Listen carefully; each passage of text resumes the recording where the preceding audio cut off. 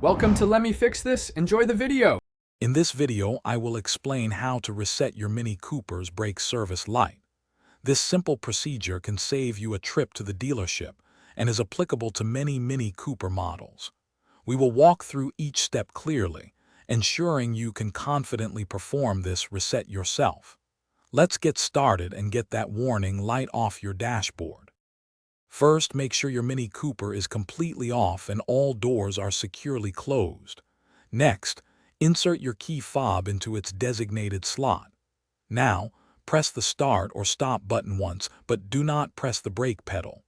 This action will turn on the ignition without starting the engine, which is crucial for accessing the service menu.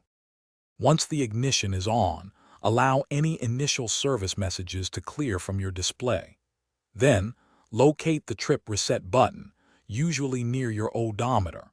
Press and hold this button for approximately 10 to 15 seconds. You will then enter a hidden service menu. Continue pressing the trip reset button to cycle through the various service items until you see the brake service icon. With the brake service icon displayed, press and hold the trip reset button once more. You will see reset flash on the screen. Release the button, then immediately press and hold it again to confirm the reset. The display will show reset in progress and then reset successful. The brake service light should now be off, confirming your successful reset. Thanks for watching. If you found this helpful, don't forget to like and subscribe.